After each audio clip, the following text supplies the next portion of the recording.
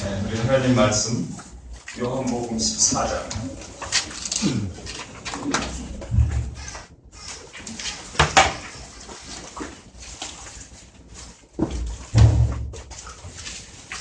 요한복음 14장 18절 말씀.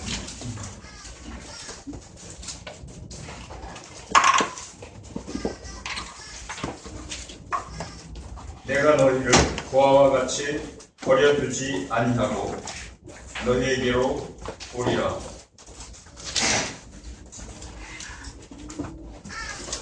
26절 보혜사 곧 아버지께서 내 이름으로 보내실 성령 그가 너희에게 모든 것을 가르치시고 내가 너희에게 말한 모든 것을 생각나게 하시리라.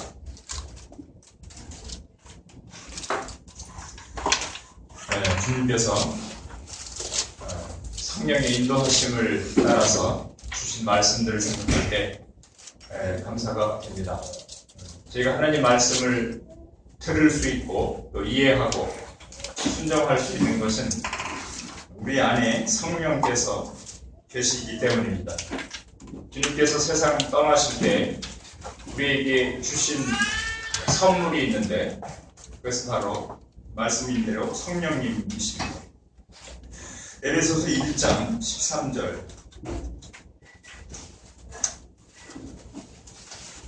에베소서 1장 13절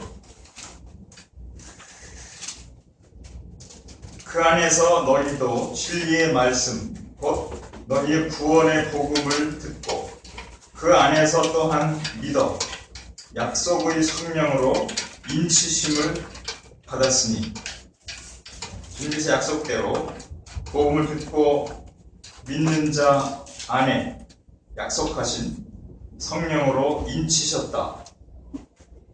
보증의 도장을 찍는 것처럼 우리 속에 증거를 주셨다고 그렇게 말씀하십니다.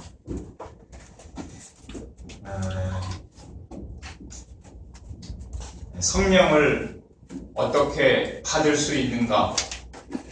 구원받기 전에 참 고민하고 여러 애를 쓰던 적이 있었습니다. 그리고 참 성령 받기를 원했어요. 근데 아마 나와 같은 사람은 성령 받는 것이 불가능한가 보다 그렇게 이제 절망하고 있을 텐데 주님께서 복음을 보내주시고 믿었을 때 성령께서 마음에 계시게 되었습니다.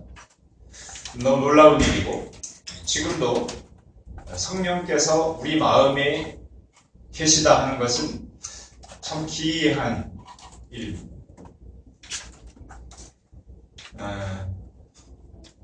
우리 로마서 5장에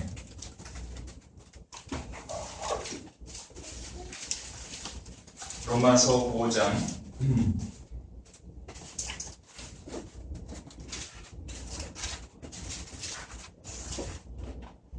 5절 소망이 부끄럽게 아니함은 우리에게 주신 성령으로 말미암아 하나님의 사랑이 우리 마음에 부은 바 되리니 성령께서 우리 마음에 임재하실 때 하나님의 사랑이 마치 통에 물을 부어서 채우듯이 우리 마음에 하나님의 사랑이 함께 부어졌다고 하는 것입니다. 주님을 믿는다고 하는 것은 주님의 사랑을 믿는 것입니다. 주님께서 나 같은 자를 우리를 위해서 십자가에 못 박혀 죽으실 만큼 그렇게 사랑하셨다는 기이한 사실을 마음에 믿게 되었을 때 즉 그 사랑을 우리가 받아들였기 때문에 주님 사랑이 우리 마음에 있게 되었습니다. 그래서 사랑하라고 말하는 것은 사랑할 수 있도록 성령을 주셨기 때문에 그렇게 명령하는 하실 수 있습니다. 그래서 성도들 마음에는 기본적으로 사랑이 있고, 저희가 영을 분별할 때 이 사람이 주님과 성도를 사랑하는가, 말씀을 사랑하는가를 매우 중요한 증거로 봅니다.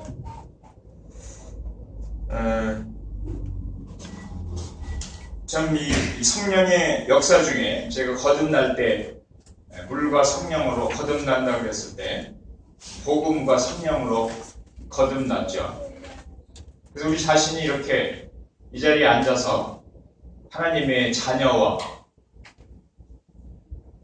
하나님의 사람으로 이렇게 있게 된 것은 성령님의 역사입니다. 그리고 지금까지 주님을 섬겨오는 동안에 성령께서 우리를 인도하셨고, 하나님의 교회로 모이게 될 때에도 성령께서 인도하신 대로 제가 예배드리고 말씀을 증거하고 교제합니다. 오늘날 가장 이 교회의 진리 중에 이 중요한 진리가 서서히 약화되거나 사라져가고 있는 것은 참 슬픈 일입니다. 그것은 주님의 사랑이 식어져 가는 증거이기도 합니다. 주님의 사랑이 약화되기 때문에 주님께서 역사하지 못하고 사람의 계획과 사람의 의지로 어떤 면에서 반강제로 자유를 잃고 신앙생활을 하게 되는 때도 있습니다. 그러나 다행히 주님께서 우리 가운데 이 성령님의 인도하신 대로 한다고 하는 이 믿음, 확신, 이것은 우리에게 큰 힘이 되고, 우리가 아무리 연약해도 몇 사람이 모일지라도 그 가운데 성령께서 임재하시고 인도하신다면 두려워할 필요가 없다. 그래서 필라델피아 교회에게 내가 적은 능력으로 내 말을 배반치 않고 지켰다고 하는 칭찬을 받았는데요.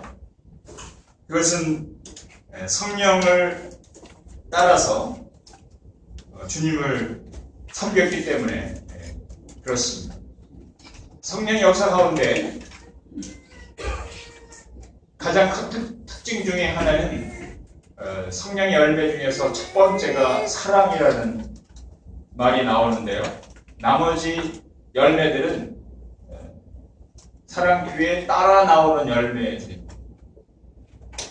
그래서 주님께서 특별히 이번 기회에 저에게 필요를 채우시고 우리 마음 가운데 감동과 힘을 주신 것으로 그렇게 믿습니다.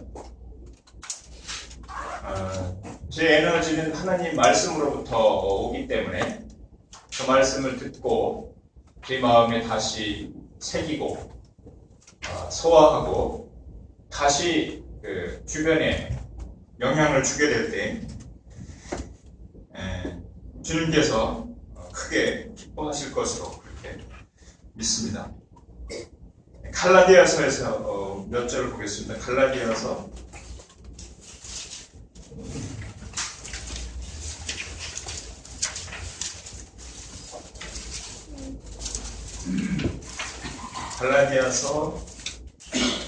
5장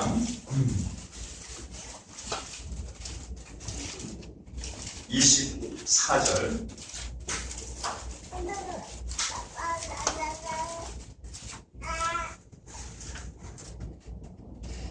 먼저 5절 읽고 24절 읽겠습니다. 우리가 성령으로 믿음을 좇아 의의 소망을 기다리노니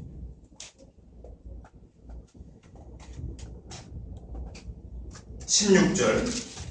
내가 이르노니 너희는 성령을 좇아 행하라. 그리하면 육체 욕심을 이루지 아니하리라. 육체의 소욕은 성령을 거스리고 성령의 소욕은 육체를 거스리나니 이 둘이 서로 대적하므로 너희의 원하는 것을 하지 못하게 하려 함이니라. 너희가 만일 성령의 인도하시는 바가 되면 율법 아래 있지 아니하리라. 24절. 그리스도 예수의 사람들은 육체와 함께 그 정과 욕심을 십자가에 못 박았느니라. 만일 우리가 성령으로 살면 또한 성령으로 행할지니. 그리스도인들은 기본적으로 그 마음 가운데 성령의 소욕을 가지고 있습니다. 그래서 다른 말로 생명이라고도 말합니다. 이 생명의 특징은 성령께서 우리 속에서 역사하시는 대로 살기를 원한다는 거죠. 그래서 야고보는 우리 마음 가운데 이제 사랑해서 누구를 돕고자 하는데요, 그것을 막는다 이런 표현을 썼어요. 우리 속에 이 선한 욕망, 이 생명과 같은 이 열망, 이것을 우리 속에 있는 다른 어떤 것들이 막는다는 거죠. 그것을 욕심이라고 말했는데, 그리스도 예수의 사람들은, 그리스도 예수의 사람, 예수 그리스도께서 주인인 사람들은 그 욕심을 십자가에 못 박았다고 그렇게 말했습니다. 저희는 고백할 때 내가 그리스도와 함께 십자가에 못 박혔다, 그렇게 고백하고 찬송합니다. 그것은 사실이고, 또 그래서 저희는 그렇게 되기를 원하고 이 성령의 인도하심을 따라 행하기를 원합니다. 그래서 하나님의 교회 가운데서 성령의 인도하심대로 되어지는 것을 볼 때 제 마음에 평안과 기쁨이 있습니다. 이것이 방해를 받거나 시행되지 않게 될 때 근심하게 되죠. 에베소서 4장에 가서요, 30절에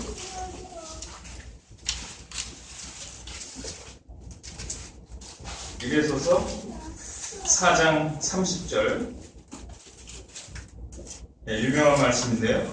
하나님의 성령을 근심하게 하지 말라. 그 안에서 너희가 구속의 날까지 인치심을 받았느니라.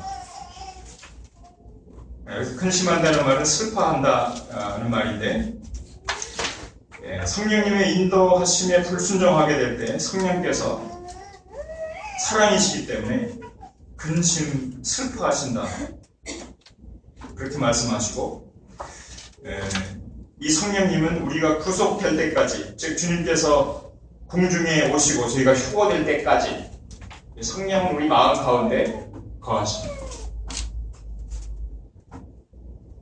그래서 성령님의 인도하심을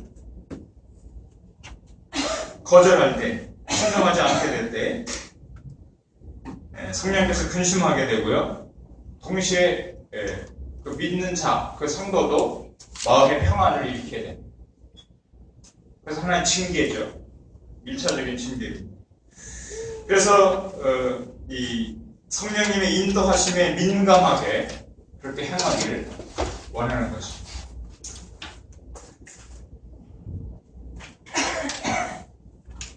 5장으로 가서요, 에베소서 5장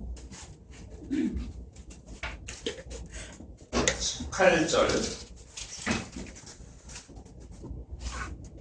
술 취하지 말라. 이는 방탕한 것이니 오직 성령의 충만을 받으라.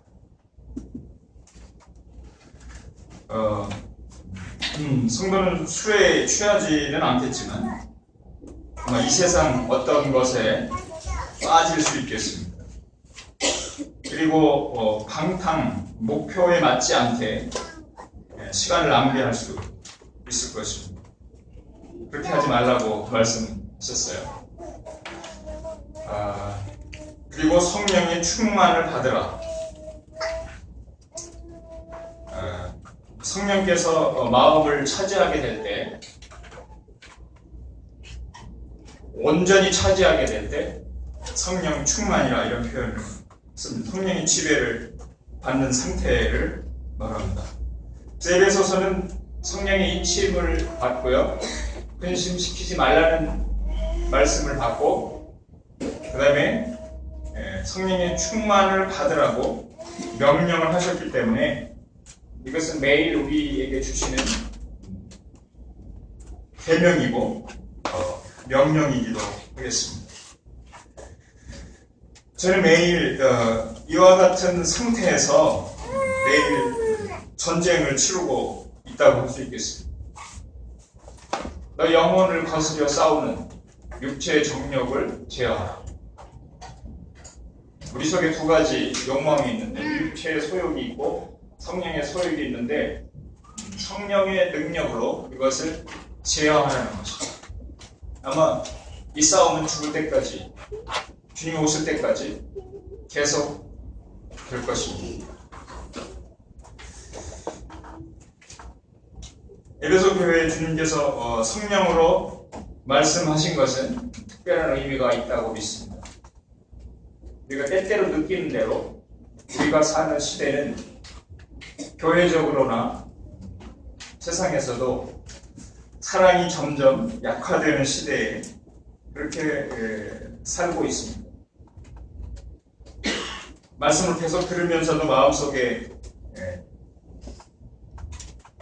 생각되는 것이 정말 오늘날 사는 이 세대는 성도들을 이끌고 취하게 하는 것들이 참 주변에 많다.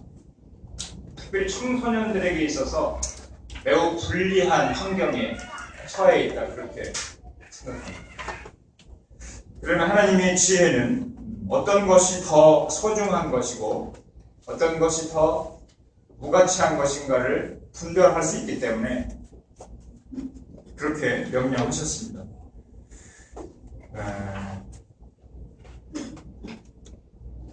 우리 영혼을 거스린다.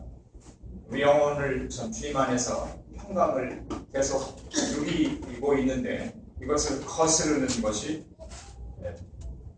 우리 속에 있는 욕심이라고 말하고 있어요. 죽었는데 아직 영향을 미치고 있는 것입니다. 영적인 표현인데요. 죽었으면 아주 사라졌어야 되는데 아직 남아 있습니다. 저는 구원 받았을 때 욕심이 다 사라진 줄 알았어요. 세상이 다 변했고 나도 정말 변했다고 생각을 했는데 조금 지나니까 실망이 됐어요. 내 속에 아직 이게 완전히 해결된 게 아니고 남아있구나.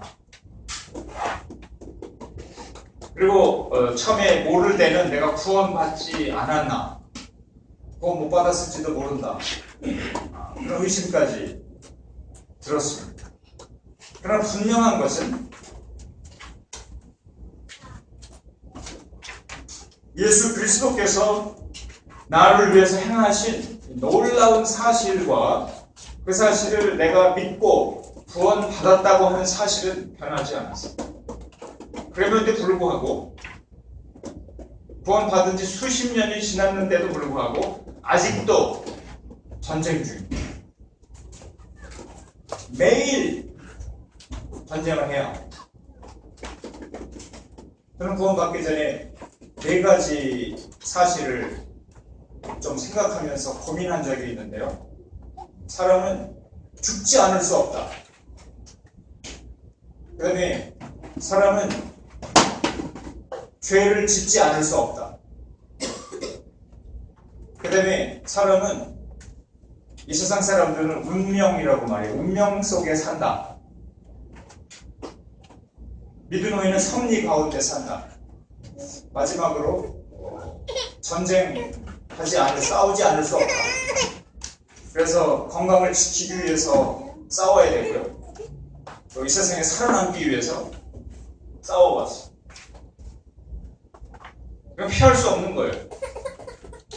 나머지는 그렇다 그래도 죽는 문제고 참 주님의 의뢰인데 특별히 다른 사람과 얘기할 때 이제 소외감을 느낄 정도로 죽음의 문제가 좀 심각했습니다. 생각하면 세상이 잿빛으로 변했고 세상에 아무 의미가 없고 허무하기 때문에 의욕이 다 사라졌어요.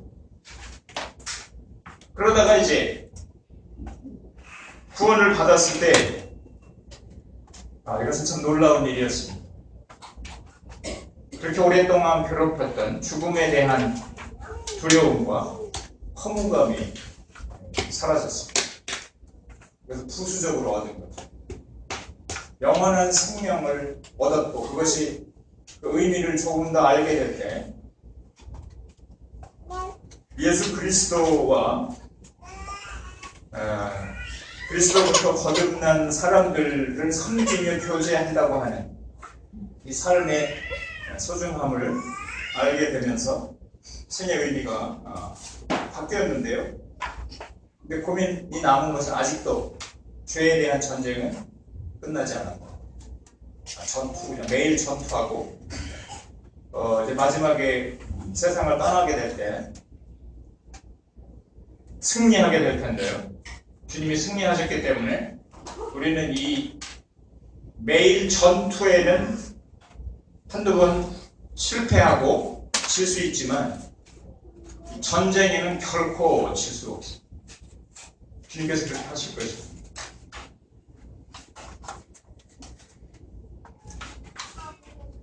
사람이 마음으로 계획할지라도 그 걸음을 인도하시는 이는 하나님이시다. 예, 그렇게 말씀하셨는데 그것이 참 진리입니다. 저희는 오늘 이 자리에서 2014년 10월 25일 말씀을 전해야 되겠다 그렇게 계획한 적이 없어요. 주님께서 인도하셨습니다. 또 1년 중 하나님 말씀을 듣게 될 때 어느 날 어떤 말씀을 듣게 될 것이다 대부분이 다 잘 모르지만 주님께서 그렇게 인도하십니다. 그리고 들을 때마다 정말 놀랍습니다. 저희들은 구원받기 전에 여러 가지 서적을 읽고 책을 읽었지만 또 감동을 받기도 하지만 하나님의 말씀에 대해서는 거의 이해하거나 받는 것이 없었어요. 부분적인 거예요. 그러나 이제 이 성령의 은혜로 이 말씀들을 이해하고 받고 누릴 수 있다고 하는 것은 시편 기자가 말한 것처럼 이 나그네 삶에서 주의 율례가 계명이 말씀이 증거가 나의 노래가 되었나이다. 이것이 참 진리인 것을 실감합니다. 그리고 미사님들이 그렇게 말씀을 사모하고 즐기는 동안 그 순간이 아마 가장 행복한 시간 중에 하나이고 안전하다고 생각합니다. 건강한 상태라고 믿습니다. 그리고 다른 어떤 가치보다도 주께서 주시는 이 말씀에 대한 사모함과 그 마음을 끝까지 잃지 않게 되기를 바랍니다.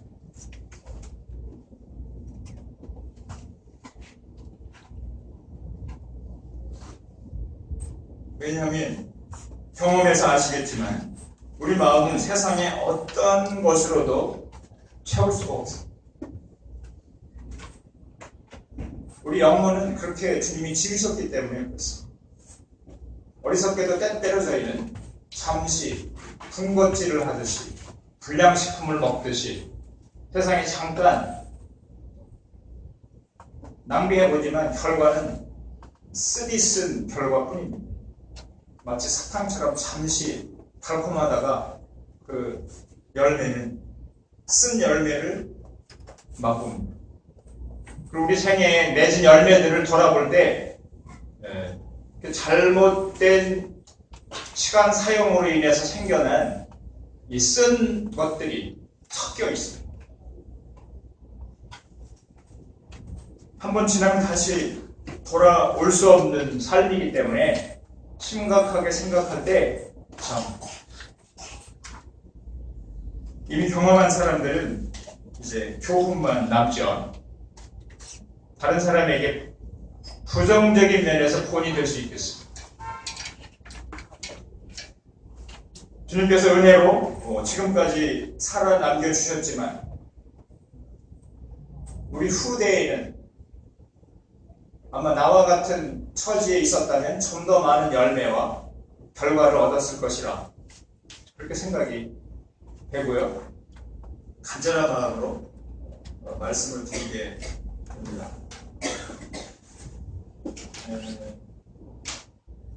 로마서 다시 5장 첫 부분으로 가서요.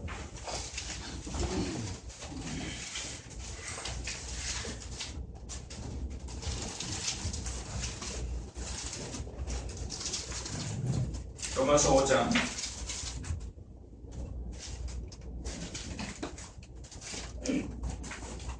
2절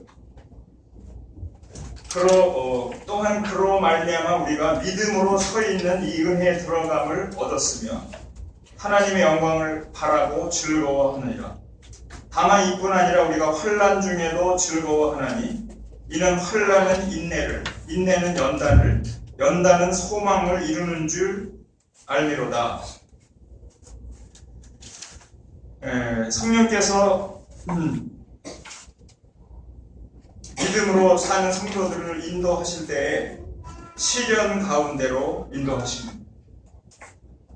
어떤 때는 정말 감당할 수 없는, 포기하고 싶은 위기에까지 갈 때도 있습니다. 아무것도 보이지 않고 깜깜할 때도 있습니다. 그러나 그 중에서도 내 마음이 그런 것이지 주님은 결코 우리를 버리시거나 내버려 두시지 않는다고 하는 것입니다. 그래서 믿음으로 시련을 이제 받게 될 때 이 시련은 사실은 우리에게 중요한 보석과 같은, 마치 보석을 단련한 풀무와 같은 것인데 그 환난은 인내력을 키워준다 그랬어요. 이 세상에서 우리가 얻을 수 있는 것이 많이 있는데 인내는 시련과 고난이 없이는 얻을 수 없는 거죠. 공평하시죠. 그리고 인내하면서 연단을 받으면 성격이 생기는데요. 그것을 연단이라고도 했습니다. 연단을 받으면 그 성품이 단단해지고 바르게 형성이 된다고 하는 것입니다. 그랬을 때 마음 가운데 주님께서 지금까지 나를 시련 가운데 연단하시고 세우신 것을 보게 될 때 그 믿음이 더 확실해진다고 하는 것입니다. 하나님을 사랑하는 자, 곧 그 뜻대로 부르심을 입은 자들에게는 모든 것이 협력하여 선을 이룬다. 그 말씀의 약속이 내 속에 형성되는 것을 볼 때 오히려 감사하게 되고요. 주님을 찬양하게 된다고 하는 것입니다. 그래서 믿음의 길을 가는 동안 생기는 시련, 어떤 시련은 이유를 다 알 수 없는 것들도 있습니다. 그러나 그것이 무슨 시련이든지 간에 죄의 결과가 아니라면 그것은 유익한 것이고 때때로는 징계를 받을지라도 저희가 그것을 감사함으로 받을 수 있다고 합니다. 그리고 이 소망은 흔들리지 않는데요. 그래서 이 소망은 더 확실해지고 부끄럽지 아니함은 그랬는데 그래서 실망시키지 아니함은 이렇게 이해할 수도 있겠습니다. 이 성령으로 말미암아 하나님의 사랑이 우리 마음에 부은 바 되었다고 하는 사실을 알게 됩니다. 잠언에 보면 그런 교훈이 있죠. 차마 초달을 못하는 자는 자식을 미워하며 자식을 사랑하는 자는 근실히 징계하느니라 했어요. 그렇게 가르치신 하나님께서 하나님의 자녀들을 징계한다는 말은 물론 이제 벌 준다는 의미도 채찍도 포함되어 있지만 훈련도 포함되어 있는데 자녀들을 부지런히 훈련하고 잘못됐을 때마다 신실하게 징계해서 올바른 성격을 형성해 준다는 거죠. 그렇지 못할 때 얼마나 많은 어려움과 슬픔을 당하는지 모르겠습니다.